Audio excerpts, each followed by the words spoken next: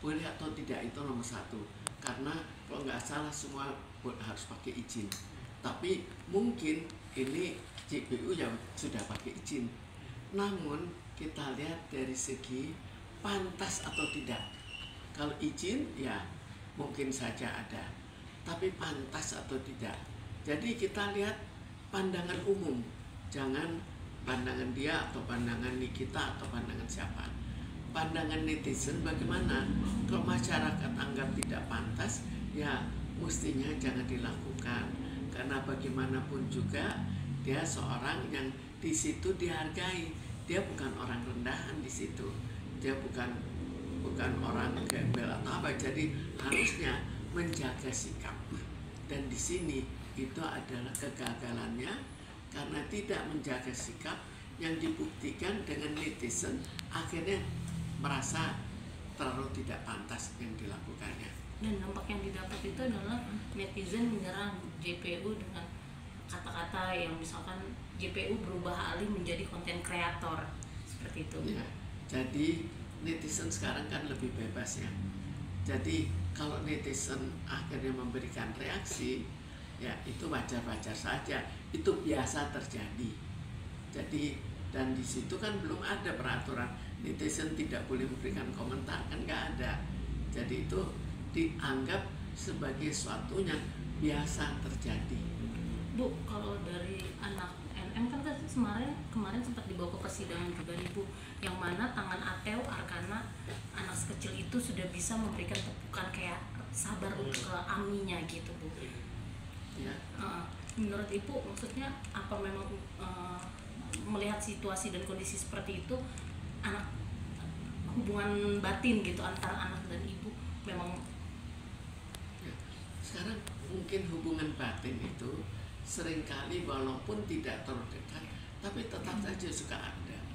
Kalau ada yang dekat seterusnya dekat, ada yang dekat tapi sekali-sekali tidak dekat, atau ada yang tidak terlalu dekat tapi sekali-sekali kalau melihat ibunya dalam posisi tertentu dia merasa dekat dan merasa kasihan.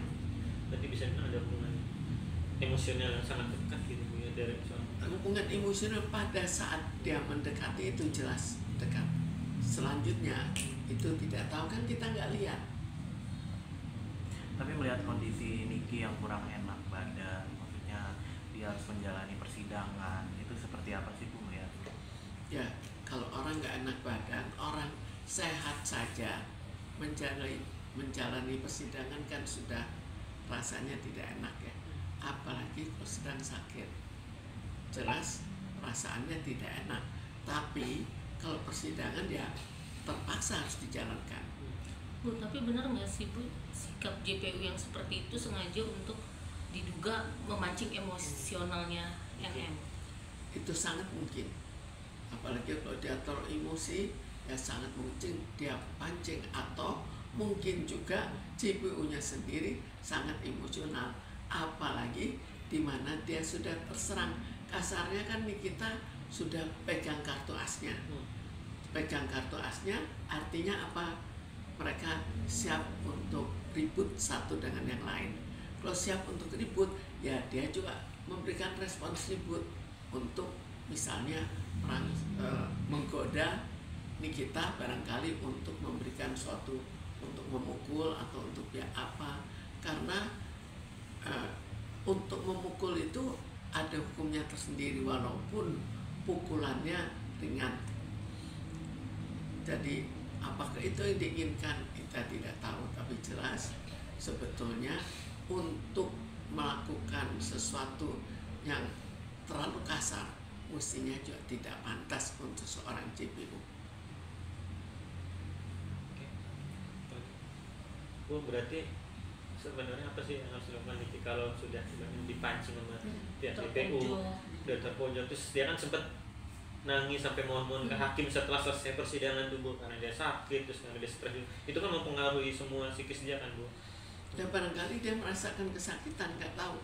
Jadi sakit apa pengaruhnya dengan emosi dia yang saat itu meledak-ledak, atau barangkali setelah itu dia diberitahukan jangan nanti kamu hukumannya diperberat. Itu kan kita tidak tahu apa yang ada di dalamnya. Dalam sebelumnya persis itu kita tidak tahu. Berarti bisa dibilang itu puncaknya Niki benar-benar down Bu, sampai dia menangis setelah persidangan Bu. Ya, jadi kalau kita bayangkan ya, kalau sudah pegang rahasia, itu kan suatu kekuatan besar. Tinggal pegang rahasia dari seorang yang lebih berkuasa. Kalau itu dibongkar, artinya siap untuk ribut lah.